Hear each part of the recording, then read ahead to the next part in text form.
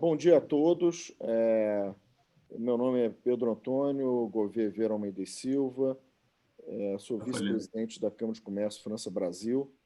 Em nome do presidente da Câmara, que não pôde estar aqui conosco, e dos associados e da diretoria do Conselho da Câmara, agradeço a presença de todos nesse webinar, nessa nossa conversa, com o embaixador Marcos Azambuja.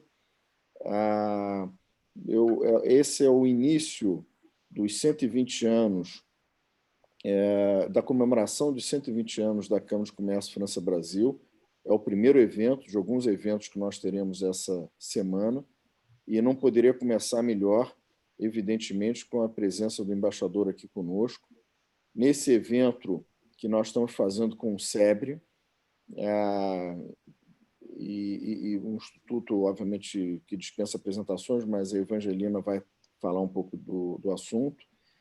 Um pouquinho da Câmara, né? 120 anos, como eu já mencionei, não é pouca coisa. A mais antiga Câmara de Comércio em funcionamento no Brasil. A França e o Brasil têm laços históricos. O embaixador, obviamente, vai nos contar histórias extraordinárias a respeito dessa relação. A França, no Brasil, tem números bastante expressivos, como, por exemplo, o maior empregador no Brasil são as empresas francesas, o maior investidor em 2019, investimento direto, foram empresas francesas, o maior pagador de impostos são empresas francesas. Então, não só no campo econômico, que eu falei agora, mas também no campo artístico, das artes, da cultura. Nós somos profundamente influenciados pela França há séculos. Nós somos tão apetitosos que a França tentou conquistar uma parte do nosso território porque ficaram entusiasmados, mas foram rechaçados. Enfim, acontece. E é com grande honra que, sinceramente, o embaixador Azambuja, eu tenho um apreço pelo senhor enorme, o senhor sabe disso, a minha família, eu próprio, pessoalmente. Eu estou muito honrado, em nome da Câmara, de receber o senhor aqui conosco hoje.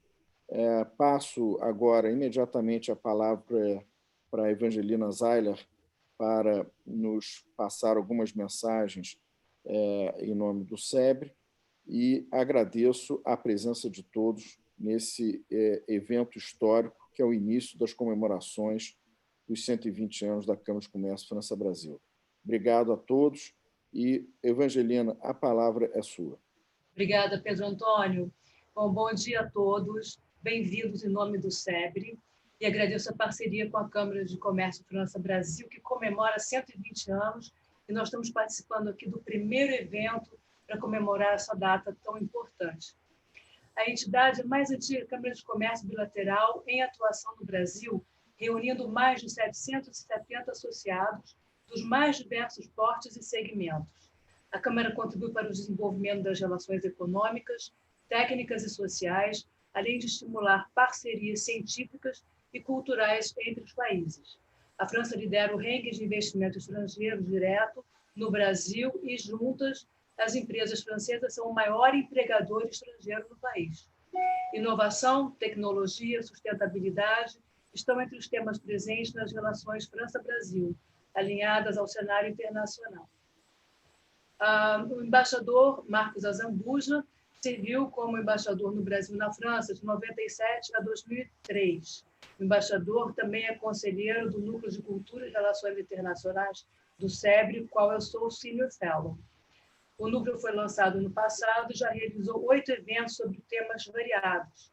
E eu vou aproveitar para convidar todos vocês que no dia 3 de dezembro nós estaremos fazendo uma conversa com as artistas visuais Carmela Gross, Rosângela Renaud e Alice Miceli, sobre arte, direitos humanos e valores democráticos. Agora eu vou passar a palavra ao Otávio de Barros, que é o vice-presidente da Câmara França-Brasil. Muito obrigada. Obrigado, Evangelina. É um prazer. Já foram mencionadas as palavras aqui do Pedro Antônio, em nome da Câmara. É um privilégio contar com uma pessoa tão iluminada, tão encantadora, que é o nosso querido embaixador Marcos Azambuja, que tem uma experiência riquíssima, não apenas como diplomata na França, na Argentina, e também na Rio 92, né, como todo mundo sabe, mas é um dos melhores, eu diria, um dos melhores contadores de causos que enriquecem a nossa compreensão sobre, em suma, o cenário político, geopolítico global. Bem, embaixador, a palavra é sua. O senhor fique à vontade para falar, sei lá, imagino alguma coisa entre 20 e 30 minutos. Depois nós abriremos para perguntas. E o seu desafio aqui é falar conosco sobre essas relações históricas entre Brasil e França e alguns dos desafios que estão colocados para hoje. Muito obrigado. Eu que agradeço essa apresentação tão generosa. Primeiro, Pedro Antônio, meu afeto por você tem uma fundamentação genética. Eu gosto de você e dos seus, várias gerações dos seus. Portanto, eu tenho pela família Gouveia Vieira uma relação que agora já passa a ser quase institucional. Eu sou amigo de vocês todos, atávica e geneticamente. De modo que um prazer ouvi-lo e vê-lo aqui nessa função. Otávio, obrigado por estar aqui e estar me apresentando de uma maneira tão generosa, tão... Van, não preciso dizer uma palavra a você. O que eu queria sugerir inicialmente, e eu disse a você, Otávio, rapidamente, há dias atrás, isso, é que um dos problemas da relação França-Brasil é que ele não pode ficar sufocado pelo passado. O passado foi tão rico, tão denso, tão cheio de história, que a gente tem que se um pouco liberar dele. E o próprio fato de nós estamos aqui nos 120 anos da Câmara sugere que a própria Câmara está começando a ficar contagiada desse historicismo, que é: eu moro na Praia do Flamengo, no Rio de Janeiro. Eu abro a janela e estou diante da ilha de Bréguignon. Eu estou diante de um local em que há 500 e poucos anos portugueses e franceses se enfrentaram. A primeira negociação diplomática do Brasil foi nessas praias aqui, entre tamoios franceses e portugueses. Portanto, a França teve não só o bom gosto de quase descobrir o Brasil, mas de se instalar em lugares encantadores. A França é um pouco a inventora do Rio de Janeiro. A França inventa Cabo Frio. Portanto, eu nunca cheguei ao canal de Itacuruçá sem até aquela ideia de que foi a França que descobriu aquilo. Eu queria dizer que a nossa relação França-Brasil tem uma densidade, que é específica dela. Eu vou dizer coisas que são um pouquinho óbvias. Uma relação entre dois países como a França e o Brasil vive de duas coisas: valores e oportunidades. Os valores são permanentes. As oportunidades são, pela própria definição, circunstanciais. Então, entre o Brasil e a França tem de haver uma comunhão de valores: direitos humanos, democracia, Estado de Direito, respeito à natureza. Nós não podemos, sem sacrifícios nós mesmos, abrir mão desses valores. E o Brasil vive um momento em que ele tem sido um pouco ausente e um pouco negligente de certos valores que informam a sua política externa e a sua própria essência.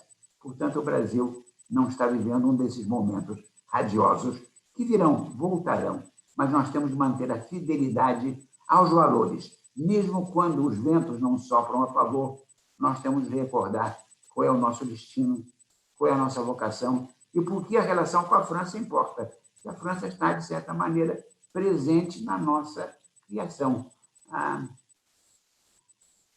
Os inconfidentes pensavam um pouco na França. Pedro I pensava um pouco na França. A França está presente, ou direta ou indiretamente, na construção da nossa história. Portanto, o que eu quero sugerir é que a França é parte da história do Brasil. A França também teve momentos em que, para ela, não foram prestigiosos, mas nós estávamos ao lado dela. Quer dizer, há uma França derrotada momentaneamente em Vichy, há uma França opressiva na Argélia ou na Indochina, mas a França ressurge. Eu não quero quase parecer um um sucessor mal inspirado da retórica de De Gaulle. Mas a França perde batalhas, mas costuma ganhar as grandes guerras, de modo que ela tem a capacidade de superar o infortúnio. Nós temos de trabalhar agora, nesse momento, para uma reaproximação. Eu estou dizendo obviedades, mas a relação França-Brasil, no momento, está um pouquinho machucada. De lado a lado há incompreensão, há excessos, há exageros. Nós temos de reconstruir um pouco. E é por isso que diplomatas existem. Se não houvesse esses problemas de reconstrução, eu seria de um emprego a caminho do desaparecimento. E eu não tenho essa preocupação. A diplomacia vai sobreviver, porque é necessário, de vez em quando, consertar a casa, arrumar as coisas, melhorar o meio de campo, pôr a bola no chão. Enquanto nós temos que fazer isso. O que vocês representam aqui, Câmara de Comércio, 120 anos é uma coisa extraordinária.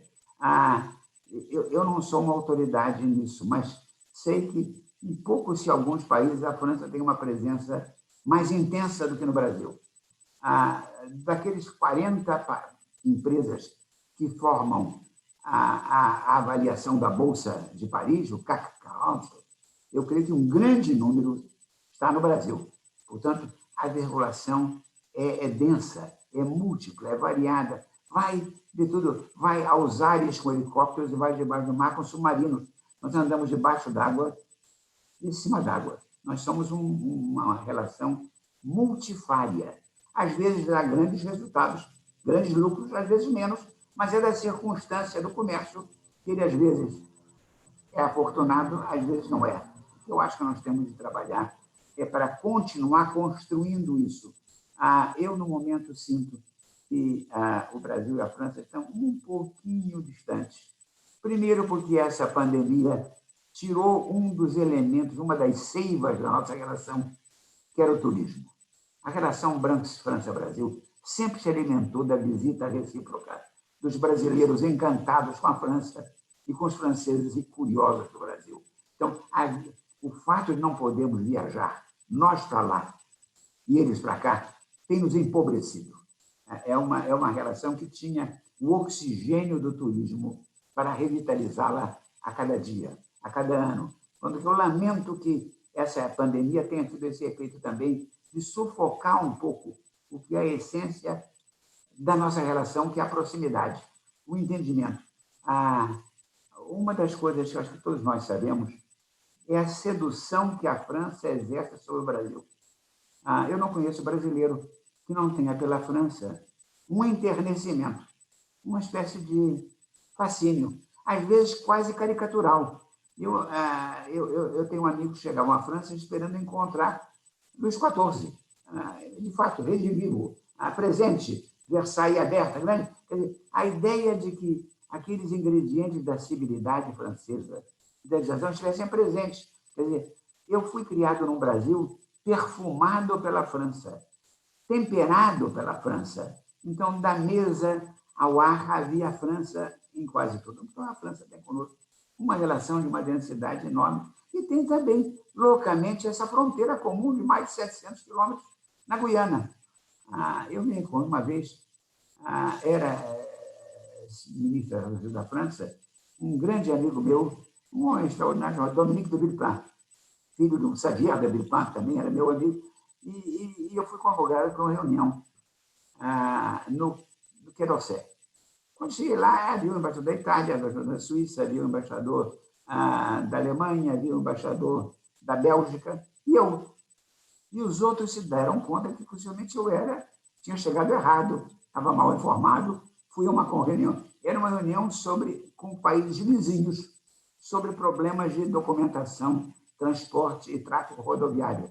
E era a Guiana, quer dizer, o Brasil estava ali como vizinho. Então, estava entre eu, os italianos, os belgas, os suíços, e eles perplexos com a minha presença e eu com a minha própria presença ali.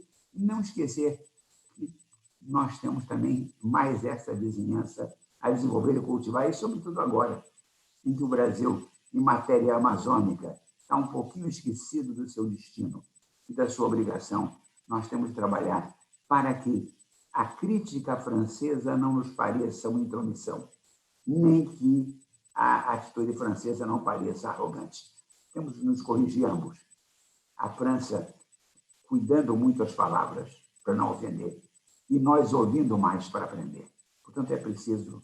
Então, o que eu tenho com a França é uma relação permanente de cumplicidade. Eu tenho com a França uma relação permanente de vínculo, de associação, de entendimento. Não é que eu pense em francês, mas é raro o dia em que não me ocorrem uma ou duas frases em francês, em que alguma coisa eu não diria em francês. Quer dizer, que corresponde um pouco mais a... Então, nós estamos vivendo um momento tão anômalo que essa festa dos 120 anos tem de ser usada por nós para recordar que nós estamos vivendo uma anomalia. Vai passar. Vamos encontrar novos caminhos.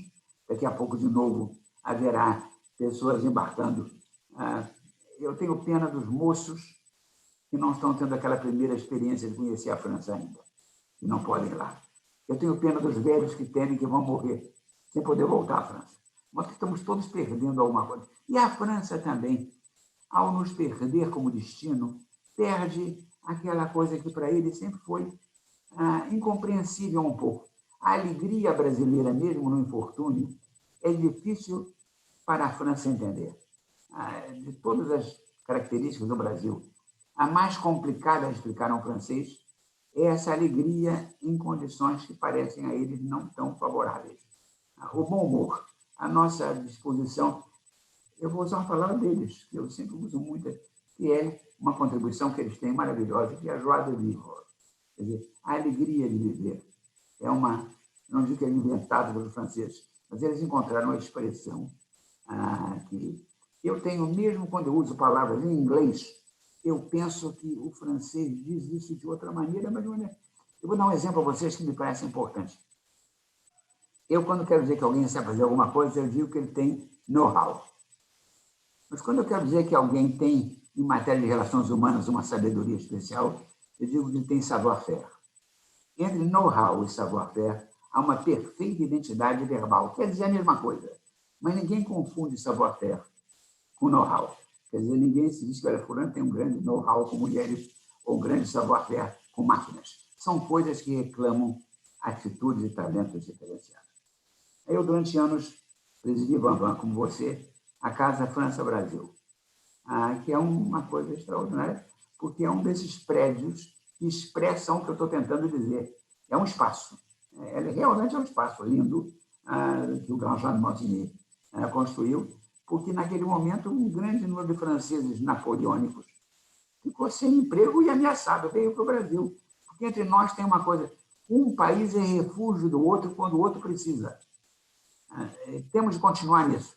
É bom para brasileiros saber que se um dia as coisas complicarem, se o perigo surgir, a França está lá. E para a França também é agradável. Eu estou pensando agora em tantos franceses de Bernanos, para cá, onde vieram para o Brasil e encontraram aqui paz, sossego, acolhida e amor. Portanto, é a relação amorosa entre nós. E interessante.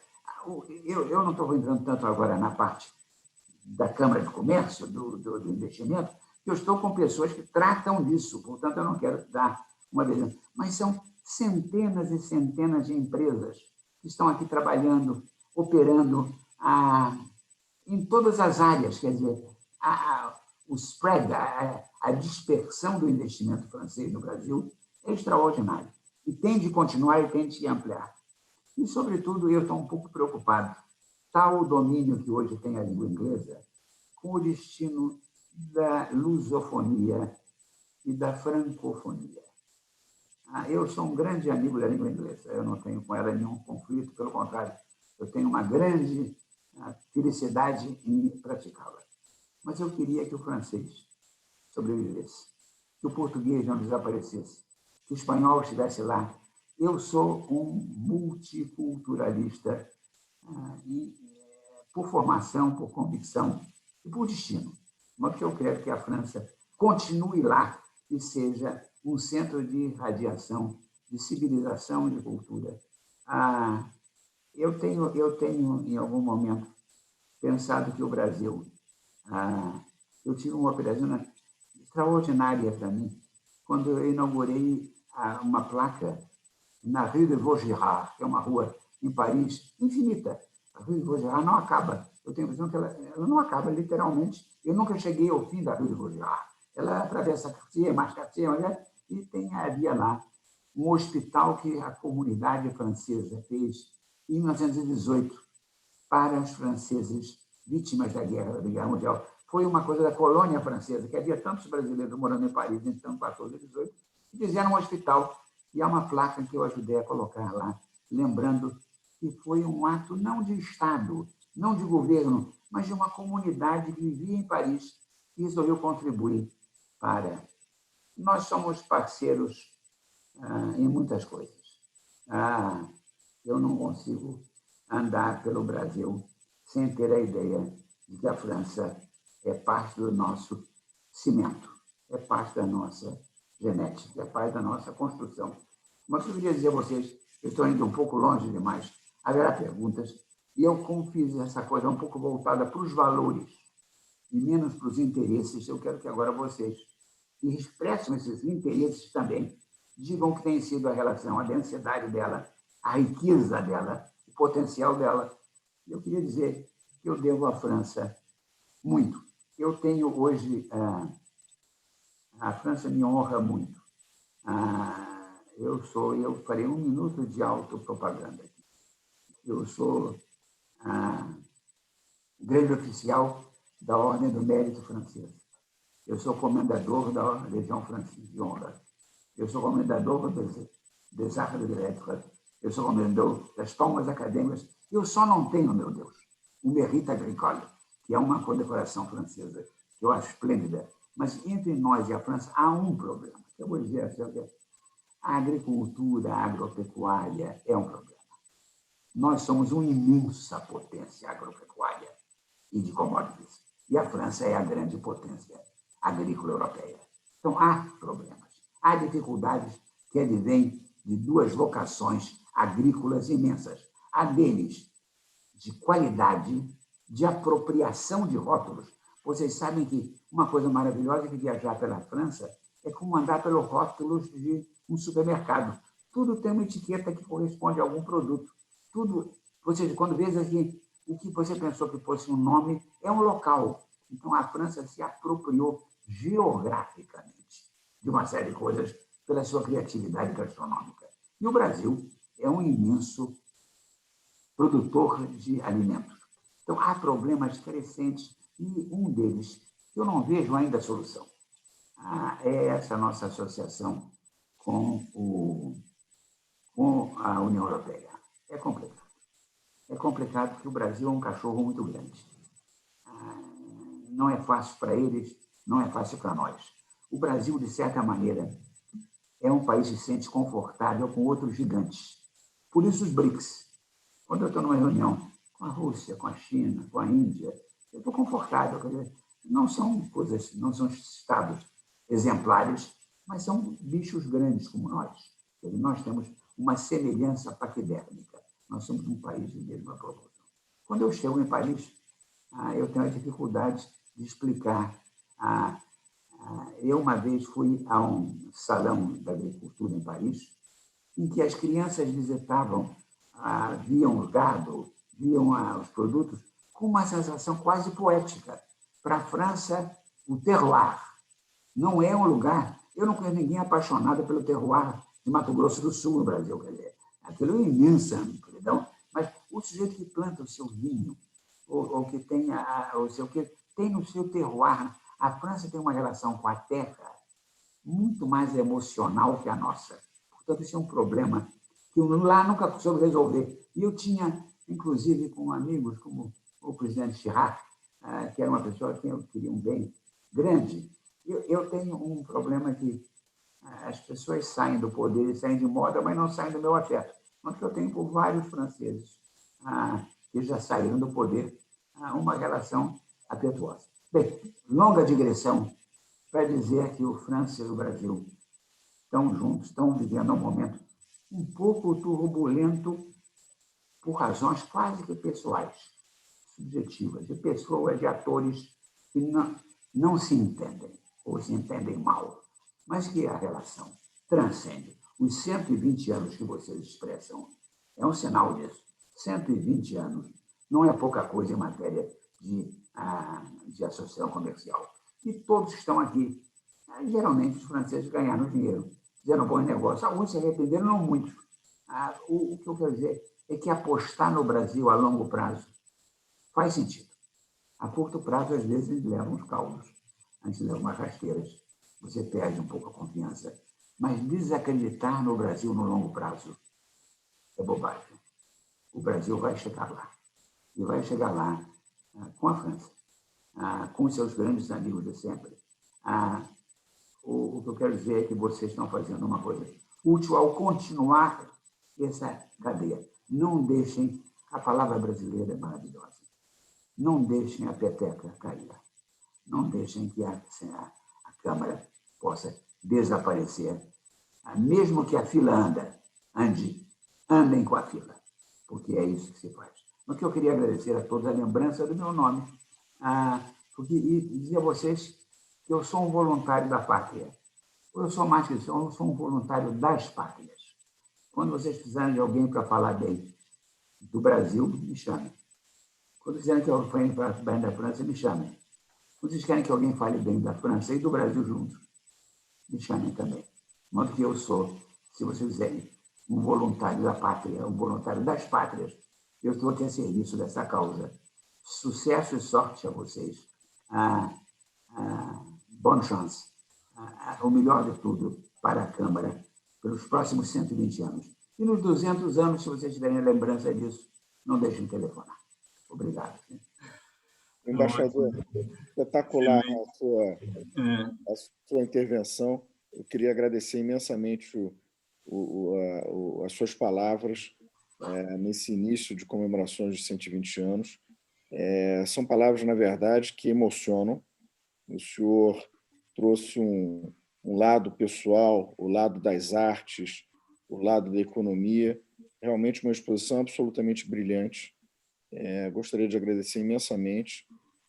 Passo a palavra ao Otávio de Barros, vice-presidente da Câmara como eu, que fará a moderação de perguntas e ele próprio poderá ter perguntas ao senhor. E finalmente, agradeço mais uma vez a Evangelina, nossa querida Van, por estar aqui conosco também, e ao SEBRE, ao Centro Brasileiro de Relações Internacionais, que muito nos honra de estar também conosco nesse início de comemorações de 120 anos. Otávio, a palavra é sua e vamos em frente nesse belíssimo evento que estamos realizando aqui agora.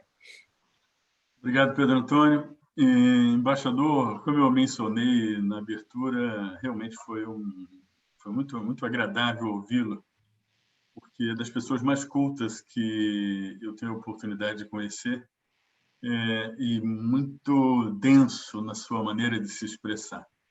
Embaixador, eu teria várias perguntas, eu vou, evidentemente, resumir. O senhor mencionou o fato do Brasil ter a maior fronteira terrestre da França no mundo, né? Que é com a Guiana, né? E aí eu fico pensando, evidentemente, no potencial que deveria existir por esse fato em si, por si mesmo, o fato de nós termos a maior fronteira terrestre. E é uma pena que até hoje nós não tenhamos conseguido estabelecer alguma coisa mais robusta, né? Aproveitando essa circunstância geográfica e histórica. E aí eu, junto com uma outra reflexão, há 200 anos atrás, em 1816, nós tivemos a missão francesa no Brasil, comemoramos o bicentenário há poucos anos atrás, e eu fico pensando o papel que a missão francesa teve, a influência que a missão francesa teve no Brasil, foi tão fundamental, não só para o Rio de Janeiro, acho que para o país como um todo, e eu fico pensando se, olhando para um futuro um pouco mais dilatado, longínquo, se outras missões francesas no Brasil, ou outras, quem sabe, alguma missão brasileira na França, nós possamos aprofundar ainda mais essa relação, que não é só geográfica, como histórica, afetiva, como o senhor ilustrou com muita sabedoria. Então, tem esse primeiro tema que eu gostaria de pedir para o senhor refletir sobre as futuras missões, entendidas no sentido mais amplo, entre França e Brasil. E a outra pergunta, antes de eu abrir para outras pessoas perguntarem, quando o senhor foi embaixador do Brasil na França, no período de 97 a 2003, se não me falha a memória, o senhor era o governo Jacques Chirac, em coabitação com o Lionel Jospin. Eu me recordo bastante dessa fase. E eu lhe pergunto, uma segunda pergunta, quais eram os desafios, naquela ocasião, colocados para as relações bilaterais entre Brasil e França? E que paralelo o senhor faria em relação aos desafios colocados para as relações bilaterais hoje em dia? São essas duas perguntas para começar a nossa conversa. Vamos. Eu devo responder agora, sim? Sim, sim. Vamos por partes. As missões francesas são extraordinárias. A primeira, eu vejo o Brasil, vejam vocês, coisas extraordinárias, eu vejo o Brasil colonial pelos olhos do Debré. Quando eu penso no Brasil do século XVIII, século começo, é Debré. Quer dizer, a minha ideia do Brasil foi feita por eu vou usar uma palavra que ele Debré, não, acho que desprezaria, um repórter francês. Ele é um jornalista que pinta. Ele é uma pessoa atenta. Então, a primeira visão que eu tenho do Brasil é isso. Eu, se estivesse em Vila Rica, em Ouro Preto, naquela época, eu era, na certa, um subversivo que estava lendo Rousseau e querendo não pagar mais impostos extorsivos do ouro. Portanto, há uma presença francesa subversiva no século XVIII brasileiro. Eu tenho aqui atrás de mim uma fotografia que me deu um francês que eu respeito e admiro imensamente, que era Lévi-Strauss. Lévi-Strauss fez uma outra missão francesa no Brasil, que é que cria a USP, que cria a Universidade Brasileira como nós a compreendemos hoje, e é uma coisa extraordinária. De modo que eu tenho, não é só Lévi-Strauss, é tudo quem vem com ele. Há outras missões francesas menos brilhantes. O pobre general Gamelin veio para aqui com ideias militares boas, mas o próprio Gamelin, como perdeu a guerra seguinte, não teve o efeito. Mas o exército brasileiro é desenhado por um modelo francês. São coisas muito... Você me fez uma pergunta quando eu estava lá, quais eram os problemas. Os problemas eram menos do que hoje. Primeiro, porque as pessoas se entendiam melhor. Entre Chirac e Fernando Henrique havia uma espécie de comunicação fluida, fácil. Os dois se entendiam. Eram pessoas de mesma safra, de mesma vocação. Eu me lembro a primeira vez que um presidente do Brasil foi convidado a falar na Assembleia Nacional Francesa, o prazer de ver um presidente do Brasil falando. Não era para impressionar, não era a Europa curvou-se ante o Brasil, era apenas um país dando o seu recado de uma maneira educada, civilizada, construtiva. E eu tenho, desse período, dessas pessoas, lembranças extraordinárias de... Eu era e sou muito amigo, eu falei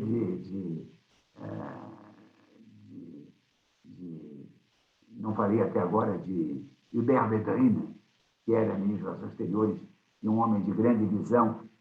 A elite intelectual francesa tem uma formação, por causa das grandes escolas, extraordinária. Não existe no mundo uma classe política com a formação acadêmica francesa. É parte do seu apanágio. De modo que é uma coisa extraordinária. E quase todos autores de livros importantes. Então, eu tenho a lembrança disso. Os problemas, então, eram os de hoje. A França, eu vou dizer uma palavra sem nenhuma qualificação, é um país protecionista agrícola. A França protege a sua produção agropecuária. E o Brasil é um país de imensa capacidade agropecuária. O Brasil produz muito barato, fácil, em condições.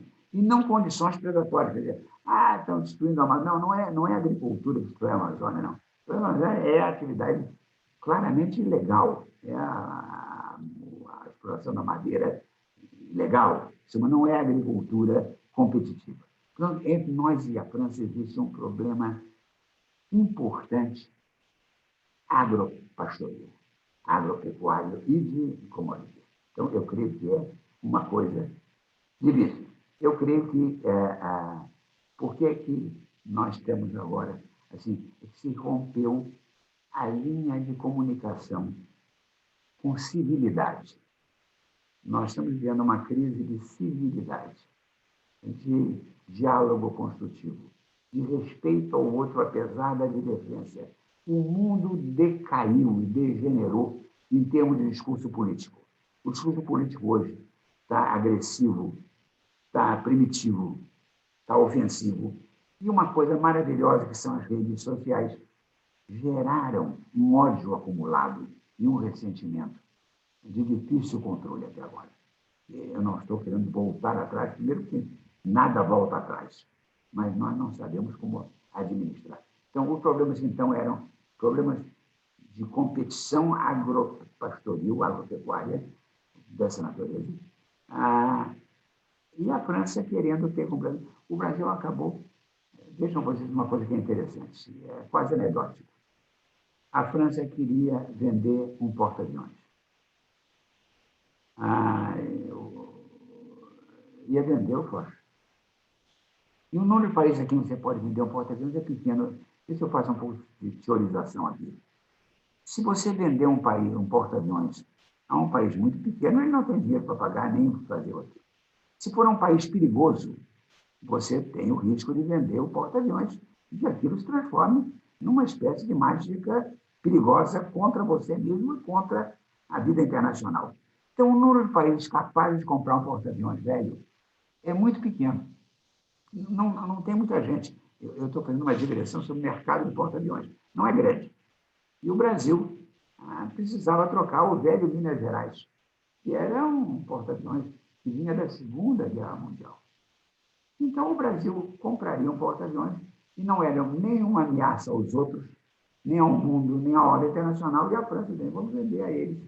E a França não queria transformar também o Ford em sucata. Então, nós compramos um porta-aviões a um preço, eu vou usar uma palavra que não é política correta, a preço de banana. Mas, por sua vez, o porta-aviões estava também um pouco gasto, um pouco usado. Então, o problema do porta-aviões sugere a especificidade da relação França-Brasil. Eles não tinham a quem vender, nós não tínhamos de quem comprar. Então, acabou havendo um negócio, porque eram poucos a vender, e quase nenhum que pudessem comprar. Então, há muito momento em que a coisa funciona, uma cumplicidade de interesses que vão funcionando. De modo que você dá apoio militar sem que a arma que você vai vender seja perigosa, vender arma no Oriente Médio tem mercado, mas é perigoso. No Brasil, você vende sem risco que aquilo seja usado contra terceiros. De outro lado, o que havia entre nós naquele tempo é que o Chirac tinha pelo Brasil também um afeto sem limite. Agora que ele morreu, acho que pode ser dito isso. O Chirac tinha 2 ou 3 coisas complicadas para o francês. Ele não gostava de vinho. Ele gostava de cerveja. E ele gostava mais de chopp gelado do que de boa cerveja alsaciana. Então, ele vinha ao Brasil e tomava cerveja ou chopp com um prazer de liberação. Quer dizer, ele não estava obrigado a tomar aqueles vinhos excelentes que serviam no Élysée. Ele não estava obrigado. Ele podia, no Brasil, comer bolinho de bacalhau que ele gostava. O Chirac tinha uma coisa de homem simples, de certa maneira. E era de uma cordialidade irradiante, por temperamento. Mas que havia nele uma grande... E o Fernando Henrique tinha com ele uma relação que funcionava. O que acontece também entre nós e eles sempre é que eu fui embaixador do Brasil quando nós perdemos uma Copa do Mundo final em Paris. que me fez, momentaneamente, o homem mais popular de Paris. Quer dizer, eu era o embaixador do derrotado. Quer dizer, eu me lembro quando eu fui, dias depois, a uma grande recepção no Élysée, com a carro, com a bandeira desfraldada, eu era aplaudido de maneira entusiasta, porque o Brasil é bom ganhar, mas soube perder como ninguém. Perdeu sem violência, sem amargura. Em outras palavras, foi uma derrota que deu a nós uma certa credibilidade de civilização. A torcida brasileira não foi agressiva em Paris.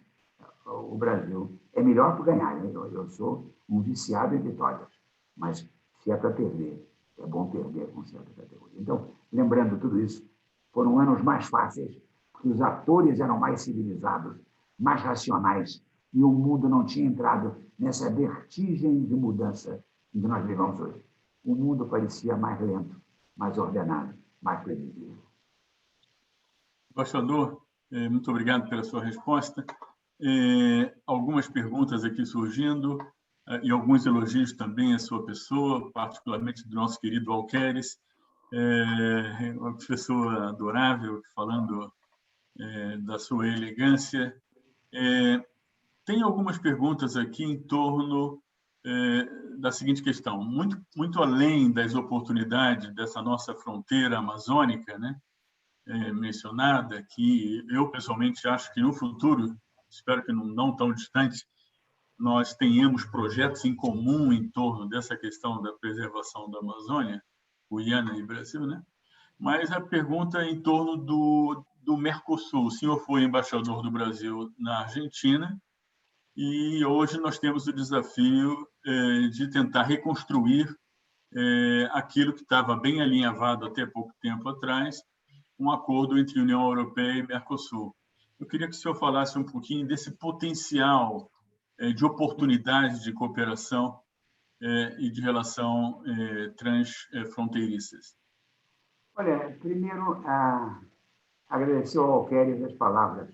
Diga a ele, por favor, que o livro dele sobre 3.000 anos de política é um prazer e que a capa é extraordinária, mas ele excluiu Catilina da capa. É um quadro famoso em que Catilina aparece, ou não aparece na capa dele, excluído do Senado romano. Sobre o Mercosul, eu tenho uma opinião enfática. O Mercosul é extraordinariamente valioso como instrumento de aproximação política. Ele permitiu que países antes rivais ou distantes encontrassem um território comum de aproximação, sobretudo Brasil, Argentina, mas Uruguai também, Bolívia também, Paraguai também. O Mercosul é mais valioso até agora como instrumento de dissipação de rivalidades políticas, desconfianças, de criação de pontes no sentido literal e metafórico entre sócios, do que, de fato, como um embrião de um mercado comum. Ele não é, ou não conseguiu ser. E o problema do Mercosul é que ele foi construído para ser um sistema de integração entre países que não acreditavam em outra coisa que não fosse o nacionalismo econômico. O problema do Mercosul é que os atores professavam uma convicção de abertura e praticavam uma política de fechamento. Porque é complicado você montar um esquema. Não há afinidade real com a Europa. A Europa nasce porque a França, a Inglaterra e a Alemanha se dão conta que mais uma guerra elas acabavam. Quer dizer, o trauma da Segunda Guerra Mundial foi tão terrível que acabou com a convicção de que ou nós nos entendemos ou não há mais jogo. Então, a Europa é unida pelo temor da guerra, pelo temor do comunismo e do expansionismo, então, soviético, pela necessidade de enfrentar os Estados Unidos, pela necessidade de reconstrução de todo um continente destruído. Então, a Europa nasce. O Mercosul não nasce com essa inspiração. Ele nasce apenas de uma percepção de alguns países de que eles tinham perdido o caminho e a democracia tinha sido abandonada. Os criadores do Mercosul defendiam uma união econômica em que eles não praticavam. Não sei se está claro o que eu estou dizendo. Havia entre o objetivo proferido e a realidade vivida uma distância insuperável. Os países não queriam abrir fronteiras, queriam continuar com as velhas políticas de protecionismo tarifário. O Mercosul não encontrou ainda o seu momento.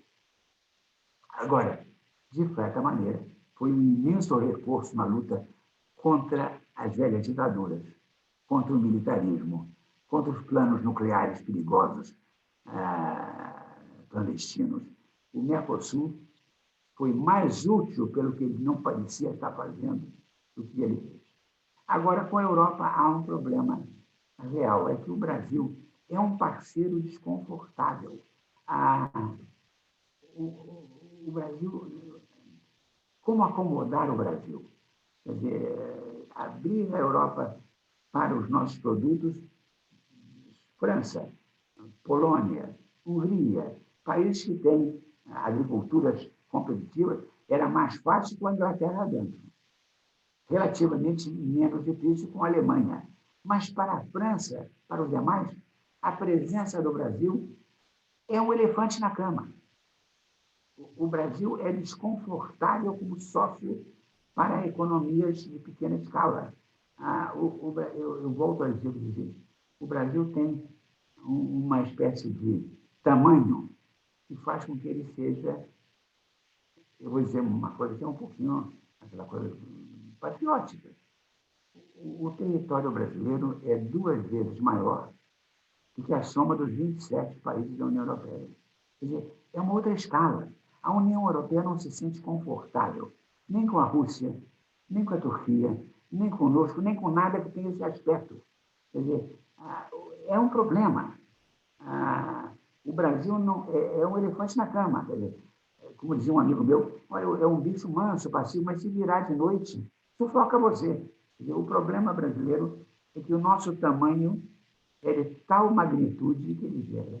Então, a negociação é difícil, é complicada.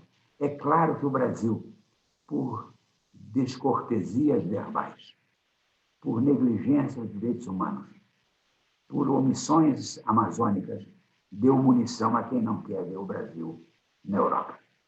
Mas isso é um pouco mais pretextual do que real. É a minha convicção, mas isso eu digo, é puramente subjetivo e pessoal. Eu acho que a Europa tem grande hesitação em fazer um acordo com um país como o Brasil, pela natureza do que nós somos, apesar do fato circunstancial de que o Brasil, no momento, em matéria de direitos humanos, não é exemplar, em matéria amazônica, se distanciou do que devia, mas isso são circunstâncias. O fato é que o Brasil, por isso, levou 20 anos de negociação e não chegou lá. E agora eu tenho a impressão um pouco que o Brasil está dando o pretexto que certos grupos europeus queriam para finalmente não fazer. Bom ponto. Embaixador, eu quero fazer justiça. A pergunta sobre o Mercosul foi do Adriano Greco da Fonseca. Nós temos muitas perguntas, mas antes eu passo a palavra para o nosso diretor, Felipe Butossans, que ele tem uma pergunta para o senhor. Obrigado, Otávio. Embaixador, antes de mais nada, eu vi que o senhor mencionou, você fez um agradecimento à lembrança do seu nome. Nós é que agradecemos na Câmara o tempo que o senhor concede a nós. A sua cultura e o seu conhecimento das relações franco-brasileiras são admiráveis e eu pessoalmente gostaria muito que houvesse muito mais pessoas como o senhor. A minha pergunta é relativa à área ambiental. O senhor foi coordenador da Cúpula da Terra Rio 92, eu sei que essa área é uma área que é bastante importante, que, como diriam os franceses, vous tenez cela à cœur, e nesse sentido eu gostaria muito de escutar a sua opinião sobre o impacto da questão das queimadas na Amazônia nas relações diplomáticas franco-brasileiras. Obrigado. Com prazer, eu vou ser breve aqui. Em 92, nós achávamos que tínhamos encontrado uma fórmula mágica, que era o desenvolvimento sustentável.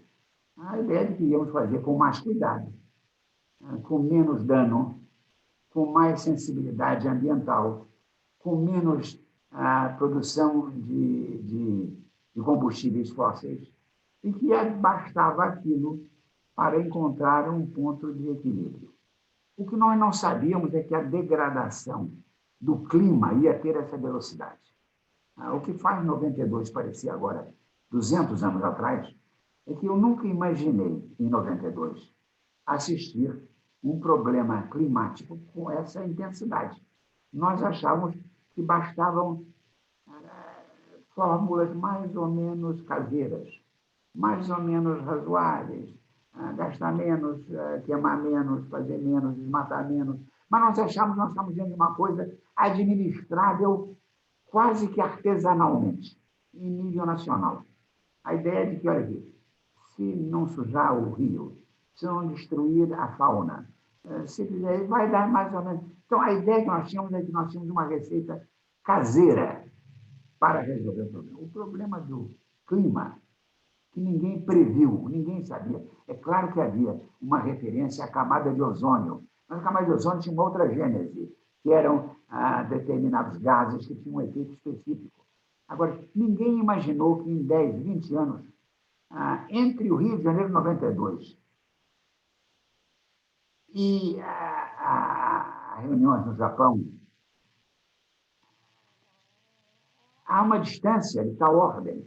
Quer dizer, houve uma mudança, inclusive com um problema muito sério, da incredulidade de que nós estivéssemos, de fato, tendo uma fase antropogênica de destruição do meio ambiente. Quer dizer, durante milhares, milhões de anos, o homem era muito frágil e a natureza muito ameaçadora e muito forte. Subitamente mudou. Quer dizer, o homem que era muito forte e a natureza muito frágil. Ninguém estava preparado para fazer esse. Quer dizer, entre Rio de Janeiro e Quioto, não passam 10 anos, mas é como se fossem 2 séculos. Quer dizer, Quioto tem uma atitude catastrófica de que o mundo está a caminho, em poucos anos, de situações de aquecimento que levarão, em outras palavras, nós não fomos, em 92, proféticos. Nós achávamos que tínhamos encontrado a fórmula mágica. Quer dizer, agir com bom senso, não destruir a floresta, parar. Veja bem, a conferência anterior a 92, que foi Estocolmo 72, a preocupação era a proteção das fontes, proteção da fauna africana. Por isso, a Agência Internacional de Meio Ambiente foi para Nairobi, foi para o Quênia, que a ideia era um pouco de preservar a natureza em termos de... Em suma, o clima altera completamente a equação ambiental e gera uma urgência e uma margem de risco que nem eu, nem ninguém em 92 achávamos. Nós achávamos que tínhamos encontrado uma coisa que, com juízo, com bom senso e com gradualismo, nós íamos fazer direitinho. Aí, subitamente, surge um problema que não estava no mapa. Em 92, ninguém falava que o clima ia ser o efeito decisivo que teria hoje. Absolutamente. Não estava no nosso menu. Não era parte da nossa preocupação prioritária. Havia uns poucos, mas eram pessoas visionárias. Havia, naquele tempo, mais preocupação com baleia do que com clima. Eu me lembro de ficar mais mobilizado por exemplo, de baleia, jubarte, do que por clima. O que hoje em dia parece uma insensatez completa. Mas é que nós não tínhamos a ideia de que o clima era tão frágil, de que ninguém tinha ideia de que o homem, através de emissões, fosse capaz de alterar de tal maneira. Em outras palavras, mais uma vez, uma geração não é profética. Ela não consegue ver. Eu sou uma pessoa que tem uma certa visão da história, mas eu não vejo um palmo para frente. Eu sou o Pedro Nava dizia, eu sou um automóvel que só tem faróis para trás. Eu só ilumino a estrada já feita. O que vem pela frente eu não tenho a menor ideia. Embaixador, tem muitas perguntas, é evidente, meu desafio de tentar resumi-las é praticamente impossível. Eu quero só registrar a pergunta do caríssimo Márcio Fortes, relembrando o tema do Mercosul, como já falamos aqui, também falando do submarino nuclear, né, que foi um projeto que deu bastante certo, mas nós não fechamos a cooperação com o Rafale, tivemos muitas dificuldades nessa área, e agora, por conta da dificuldade da diplomacia brasileira, ele pergunta ao senhor quais são os grandes desafios possíveis de projetos em comum, né? E o Maurício Mendonça, da Sanofi, também vai na mesma direção. Ele pergunta quais iniciativas seriam mais eficientes para fomentar, para estimular hoje as relações franco-brasileiras. Olha, vou dar uma resposta tão negativa. Não aumentar o dano. O que eu queria, em primeiro lugar, era não agravar o que já não vai ter. A coisa mais fácil, sempre de fazer, é não agravar, não ferir mais, não levar a coisa a mais atrito, a mais. Nós estamos vivendo um momento desafortunado. Eu sou crítico da política externa brasileira atual. Mais do que crítico, eu sou veemente crítico. Eu acho que o Brasil se distanciou da sua rota, do seu caminho. E não estamos fazendo isso amando de ninguém. Não fomos derrotados numa guerra, estamos obrigados. Não fomos destruídos por uma catástrofe nacional. O Brasil se afastou do seu destino. Mas que é uma coisa que voltará, porque volta. Os países voltam a ser o que são. Os franceses dizem desafie o natural, que ele volta galopando. Se ele é natural, ele reviendra o galop. Quer dizer, as coisas voltam galopando. Quer dizer, o Brasil vai voltar a ser ele. Quer dizer, racional, cordial, civilizado, aberto, parte da sociedade internacional. Não adianta achar que a anomalia, por definição, é efêmera. Em suma, eu não tenho, no momento, com os atores como estão, soluções que não sejam de... os militares chamam controle de avarias. Há um momento que você não acredita como resolver. O que você quer é não deixar que o dano se amplie. Controle de avarias. Tapar um buraco aqui, evitar uma coisa lá, e vamos ver até que as democracias não são garantia de acerto, elas são garantia de renovação a cada 4 anos. Então, é esperar que, no momento, o Brasil volte a ser ele. O mundo está um pouco perplexo com o Brasil e o Brasil perplexo consigo mesmo. Quer dizer, um país que tinha defeitos que nós conhecemos, tem uma qualidade de tolerância, de convivialidade religiosa, o Brasil, nesse caso, era quase exemplar. Como é que a gente faz? De modo que eu creio que nós temos que ter um pouco de paciência, manter a ideia do prumo, não perder o sentido de direção, mas saber que, no momento, eu creio, não há muito que se possa fazer. No momento, controle de avarias, diminuição de danos e encontrar uma acomodação. Se conseguirmos isso, já eu considero que estamos no lucro, porque o meu medo é que a gente persista numa... O Brasil, se lembrar que ele é um país laboratório, é uma coisa que eu acho que é importante nós todos termos presente. O Brasil é um dos poucos lugares em que o mundo se reúne mais ou menos, racialmente, culturalmente, climático. Nós somos ricos bastante para entender os ricos, pobres bastante para entender os pobres. O país é um laboratório interessante, quer dizer, eu digo uma coisa que não é para ser retórica, não. Eu digo sempre que se o Brasil não der certo, o mundo não vai dar certo. Porque nós somos um microcosmo. Nós somos um pouco o mundo, é isso aqui. Se isso não der certo, não vai dar certo em outros lugares. Então, nós somos um laboratório. Nós temos que ter uma paciência conosco. Nós somos um laboratório. Estamos testando. Vamos ver como é que vai funcionar. Paciência com o outro, tolerância com aquele, compreensão daquilo. E eu tenho muito medo. Dias um amigo meu disse uma coisa engraçada, e que eu acho que gráfica. Ele disse: olha, o Brasil virou uma espécie de Arábia Saudita de biquíni. Quer dizer, não é possível que o Brasil se transforme num país radical, religioso, intolerante. Nós não somos isso. Quer dizer, ou pelo menos eu não sou isso. Quer dizer, o meu problema também, eu vou dizer uma coisa a vocês todos aí, uma das grandes angústias da velhice é que você começa a ter medo de que você não seja mais a expressão da sua gente. Eu, durante muitos anos, bem ou mal, eu achava que eu era um brasileiro. Falava pelo Brasil. Eu sempre me levantava nas Nações Unidas, tinha uma plaquinha dizendo Brasil. E é uma coisa temerária, você fala com milhões de pessoas. E eu sempre me levantei e falei, sabe, se estão de acordo comigo ou não estão? Mas eu tentava falar um pouco pensando em todos. Quer dizer, nós, você que eu tenho vocês aqui nessa tela, quer dizer, e agora eu não sei se nós estamos falando por todos. Quer dizer, se o Brasil continua fiel a ele, esquece os outros, gente. Quer dizer, o Brasil tem de cuidar do meio ambiente, não por causa de sensibilidade na Finlândia, não porque os suecos vão ficar zangados, é por nós mesmos. O meio ambiente é nosso, não é. Eu tenho um problema louco que é que as pessoas argumentam o meio ambiente usando razões escandinavas, que dirão de nós, os noruegueses. Sendo eu quero cuidar bem do meio ambiente, porque o meio ambiente é brasileiro, é meu, não é norueguês. Quer dizer, eu quero um imenso bem à Noruega, mas não vivo pensando na Noruega, eu penso em nós mesmos, é isso. Perfeito, embaixador.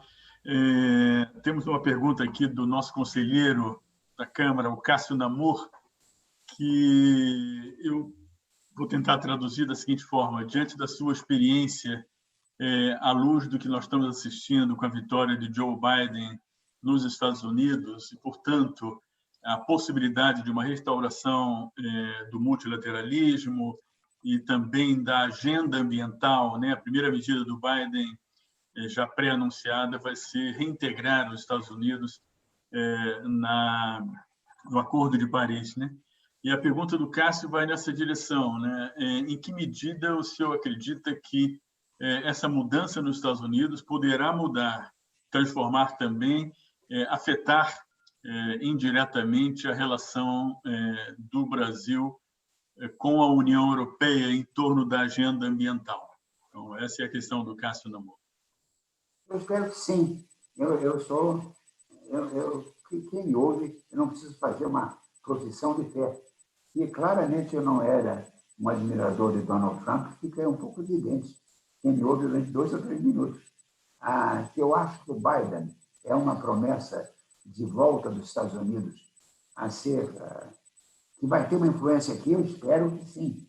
Mas o meu medo é que a irracionalidade, porque a irracional, ela não ouve. O problema da irracionalidade é que ela não se comporta racionalmente. É feito a loucura. A loucura tem uma característica própria. Você não pode esperar que o louco haja como não louco, senão ele não estaria louco. Há uma contradição que não se resolve. O problema do Biden é que ele representa os Estados Unidos, não exemplar, mas é uma coisa negociável, tratável. O Brasil tem de ser um país multilateralista, porque nós não temos influência para sozinhos termos uma grande presença que não seja regional. Então, o multilateralismo é o nosso habitat. Nós temos de negociar com os outros. Nós temos 10 vizinhos imediatos. Quer dizer, só a China e a Rússia têm mais vizinhos que o Brasil. Então, o Brasil tem de se dar bem com os vizinhos. Isso, o que eu estou dizendo são platitudes. Mas o Brasil chegou a um ponto que você tem de reproduzir o óbvio. Você tem de repetir o banal. Porque o país esqueceu a simplicidade do que é verdadeiro, do que é do seu interesse. O seu interesse é esse, é viver em paz com seus vizinhos. Os franceses costumam dizer uma frase, os povos têm de fazer a política da sua geografia. Le peuple doit faire la politique de leur géographie. Um pouco é isso. Você não pode inventar uma geografia. Eu, por exemplo, posso ter um grande desejo de ter uma relação especial com a Hungria. Mas eu não posso fazer uma ponte com a Hungria, porque ela está longe. Eu posso ter um grande desejo de ter com o Turquemenistão uma relação, mas eu não posso fazer uma ligação hidrelétrica. Em outras palavras, a geografia ainda tem. E eu vou dizer uma outra coisa que eu me repito muito. Mas delícia é um pouco isso. É que você pode mudar a história, mas eu nunca vi ninguém mudar a geografia. Mudar o rumo da história a gente consegue de vez em quando, não muito, mas às vezes dá uma empurrada aqui. Agora, geografia não, geografia está lá. Quer dizer, eu estou cercado pelos mesmos países. Eu vou ser profético. Quando essa Câmara fizer 200 anos, o Uruguai está ali, a Argentina está ali, o Paraguai está ali, o Chile está lá. Então, nós estamos aqui. Então, eu tenho uma grande percepção da nossa circunstância. O Brasil é ele mesmo e a sua circunstância. Os que o circundam. os que o envolvem, além das afinidades culturais, linguísticas. Em outras palavras, eu acho que o Biden não uma promessa, porque eu tenho duas preocupações com ele principais. Uma é a idade. Eu sou hoje uma autoridade em velhice. Sobre uma coisa que eu falo, permita, porque dessa vez fale com autoridade. Eu entendo de velhice. Velhice tem limites. Os primeiros são físicos, quer dizer, o Biden está com uma idade avançada para liderar a maior potência do mundo. Quer dizer, porque há um elemento no poder, vocês talvez não sabem, que é atlético. Governar é uma forma de atletismo. Quer dizer, você não consegue... Quando você está em forma, tem que estar de manhã, acordar todo dia. Eu consigo ter espasmos de atividade, mas eu não consigo dar conta mais de uma coisa diária, acordar de manhã, ficar como se espera, olhando vocês. De outras palavras, Biden é uma esperança, é uma promessa. Eu gostei muito da escolha que ele fez inicial de pessoas em torno dele. A secretária de Tesouro me parece uma mulher de imensa qualificação. Vamos ver como acontece. Eu acho a Kamala Harris uma coisa promissora, interessante, uma mulher brilhante, mas eu tenho medo que com 78 anos e com as exigências do poder, uma das coisas que eu presto atenção é a cor do cabelo do presidente americano quando ele entra e quando ele sai. O cabelo tem duas coisas. Ou ele, no meu caso, cai, que é uma solução, ou ele embranquece mais ou menos depressa. Os presidentes americanos têm tido um envelhecimento evidente. Eu estou satisfeito com o resultado, preocupado porque eu não vejo o Trump cumprindo a liturgia do afastamento do poder. Eu, durante 40 anos, Otávio, quando havia eleição americana, nessa noite, a gente ia à embaixada americana, onde fosse, e havia um drink. Quer dizer, vencedores e derrotados, a ideia é de que aquilo era uma coisa que não havia uma derrota irremediável. Democratas ganhassem, você comemorava. É difícil explicar. Toda a embaixada americana, durante 50 anos da minha vida, na noite da eleição havia uma festa em que iam os dois lados, porque a vida era o triunfo da democracia. E é uma coisa... E agora, eu quando vou aos Estados Unidos, as pessoas não se... Há quase que uma guerra civil não expressa. As pessoas se detestam entre si. Embaixador, nós estamos chegando ao final do nosso encontro. Eu só tenho palavras de alegria. O senhor não pode imaginar a quantidade de anotações, de frases suas que eu tenho aqui para agregar ao meu repertório daqui para frente, citando a fonte, evidentemente. Embaixador, nessas suas considerações finais, eu queria lhe provocar com uma reflexão que eu aprendi no SEBRE, em debates que eu sigo regularmente do SEBRE. Eu não me lembro qual foi dos debates, mas alguém falou: os Estados Unidos são um país e uma ideia. Eu não sei nem se foi o senhor que falou isso, talvez tenha sido. Eu vejo a França como um país e uma ideia. Nós sabemos a ideia da França, sabemos a ideia dos Estados Unidos, né? A minha pergunta, e aí o senhor complementa nas suas considerações finais, o Brasil é um país, mas qual é a ideia do Brasil, quer dizer, nesse contexto de inserção internacional, da maneira como ele é percebido hoje?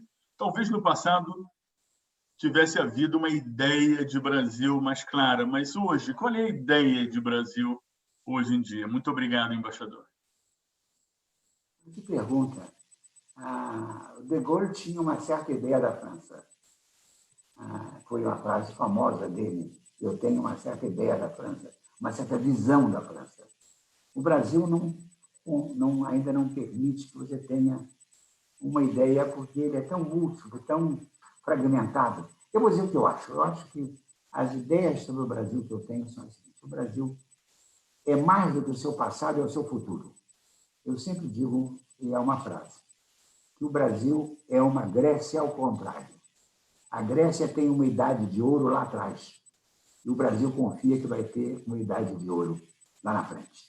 Então, o Brasil é uma Grécia de cabeça para baixo. A esperança, volto eu, o Antônio Maria, que era um brasileiro, ele colocou num hotel nacional brasileiro. Profissão, ele pôs esperança. Mas que eu acho que o Brasil é feito de confiança, esperança, futuro. Outra coisa que é central na brasilidade é essa ideia de tamanho, de largueza. Eu nunca tive a ideia do Brasil acanhado em termos espaciais. Quer dizer, eu nunca tive medo de que o Brasil não pudesse alimentar os seus, ou de que o Brasil não tivesse condições de sobreviver. O Brasil tem uma coisa que eu amo nele, que é essa fisicalidade. O Brasil é imensamente robusto. Eu, algum tempo atrás, fiz uma viagem daqui até Bogotá em avião, não comercial, privado. E eu viajei em cima de uma região de tão infinito tamanho e tão infinita abundância. Eu sabia que daqui vai brotar alguma coisa maravilhosa em algum momento. Então, eu acho que o Brasil está tendo um problema de fragmentação da sua esperança. Eu vou ao sul do Brasil, saio encorajado. Vou ao Rio de Janeiro, onde eu estou, e fico deprimido. O Brasil não dá prazeres totais. O Brasil se serve aos pedaços. Quer dizer, às vezes eu chego a Natal e digo, meu Deus, há dias eu tinha tudo que eu digo, essa pandemia me fez perder a ideia do tempo. Quer dizer, a mesa de João Pessoa e a Paraíba estava estupenda. Arrumada, limpa. Eu fui há pouco tempo ao Espírito Santo, Vitória estava estupenda. O que eu acho que o lugar que é hoje é o lugar doente do Brasil é o Rio de Janeiro. O Rio de Janeiro, como durante muito tempo, a Turquia foi o malado da Europa. A Turquia era o doente da Europa. O Rio hoje é o doente do Brasil. O Rio tem tido um infortúnio de escolhas pessoais. Eu não conheço, e eu sou atento a essas coisas, nenhum lugar em que 6 governadores estejam presos ao mesmo tempo. Um governador preso é uma vergonha. 2 é constrangedor. 3 é inédito. 6 é uma coisa sem paralelos. E nós estamos vivendo um momento do Rio de Janeiro inédito pelo infortúnio. Agora, eu sei que o Rio renasce, vai. Então, voltando à sua pergunta, o Brasil está vivendo um momento fragmentado. Se eu for ao sul do Brasil, eu tenho uma imensa convicção de sucesso. Se eu vou à Amazônia, eu creio que, apesar da destruição que é real e que tem de parar, há muito que sobrou, imenso, quer dizer. E eu creio, convencido, que eu terminaria com isso. O Brasil é parte de um acordo de um tratado de cooperação amazônica, que tem os 9 países amazônicos são sócios. É pôr aquilo para funcionar. É criar em Manaus a maior universidade ambiental do mundo. Nada de ficar fazendo declaraçõezinhas, não há racismo, não há... Não, vamos fazer o que devemos. Quer dizer, o Brasil, finalmente, tem que fazer o que deve. Não por causa dos outros, mas porque o nosso destino obriga. Eu não tenho mais paciência com explicações. Eu não quero mais ter desculpas. O Brasil chegou a hora de fazer o que deve. PT, e não tem mais conversa. Tá bom. Embaixador... E a todos. Vamos. Obrigado a você, que é e, sobretudo, uma palavra ao SEBRE. O SEBRE começou por um impulso do Luiz Felipe Lampreia. Era para criar uma coisa pequena entre um grupo de amigos, ex-embaixadores, intelectuais, se reuniam para conversar, pensar um pouquinho o Brasil. Virou uma usina de ideias, de projetos, de modo que o SEBRE talvez seja um pouco a minha metáfora final. Se o SEBRE deu certo, o Brasil vai dar certo. Obrigado a você, Otávio. Obrigado, Pedro Antônio, e a todos os seus. Felipe, obrigado, Felipe também. Embaixador. Eu agradeço muito, embaixador, e foi uma maravilha, um encanto esse nosso encontro. Eu queria passar a palavra para encerramento do Pedro Antônio Gouveia Vieira, para, em nome do presidente da Câmara de Comércio França-Brasil, aqui de São Paulo, fazer as nossas despedidas. E depois a Evangelina, se quiser, também fazer o uso da palavra. Então, Pedro Antônio. Vanvan, prefiro que você fale antes, se você tiver alguma consideração, por favor.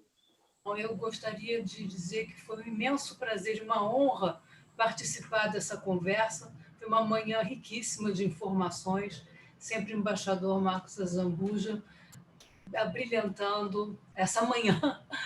E queria agradecer em nome do SEBRE a presença de todos, a presença do público, a presença de todos vocês.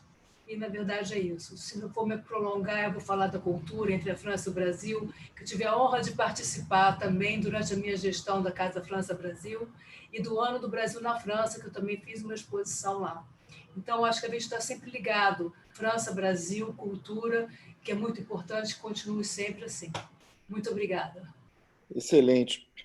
Obrigado a todos. Qual o francês que não gosta de uma caipirinha e o brasileiro que não gosta de um bom foie gras, hein? Então, eu encerro aqui esse início de comemorações. Embaixador Marcos Azambuja, obrigado por suas palavras. Realmente, as relações que nós temos entre nossas famílias e pessoais viraram institucionais, o senhor tem toda a razão. Estou muito contente de estar aqui participando de um debate com o senhor sendo o convidado. As palavras do senhor, como disse Vanvan, disse Otávio, e vários no chat, são palavras de motivação, são palavras que nos movem, que nos trazem alegria, que nos trazem doses de realidade, e é isso que nós precisamos no Brasil. É uma mente clara, aberta, objetiva, transparente, coerência intelectual, e é tudo isso que o senhor aportou hoje a nós, e muito dessa relação França-Brasil e de como a França, eu concordo 100% com o senhor, a cultura francesa e o preparo dos políticos franceses, as escolas francesas são grandes exemplos para nós. Eu retive bastante isso que o senhor falou, porque para mim é relevantíssimo. Ainda agora eu estou lendo as memórias do Edgar Morin, é um espetáculo, é uma maravilha o que ele escreve a respeito justamente da intelectualidade. E teve só para concluir, que eu acho extraordinário, que ele está fazendo 100 anos, ou fez 100 anos, não sei, e uma televisão francesa erradamente anunciou a morte dele. E ele veio às redes sociais dizendo, por favor, não, desconsiderem o anúncio prematuro da minha morte. Eu acho extraordinário. Isso foi semana passada. Enfim, embaixador, muito obrigado em nome da Câmara de Comércio França-Brasil. O SEBRE, Vanvan, muito obrigado de vocês terem se juntado a nós. Realmente vocês hoje têm um papel de realmente liderar um pouco esse debate intelectual das relações internacionais brasileiras.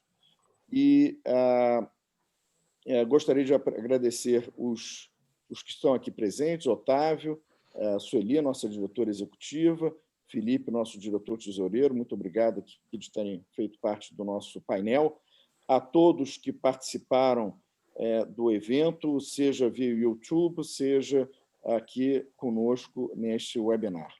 Muito obrigado, boa tarde, bom dia para vocês todos, boa semana e muita saúde para todos, se Deus quiser.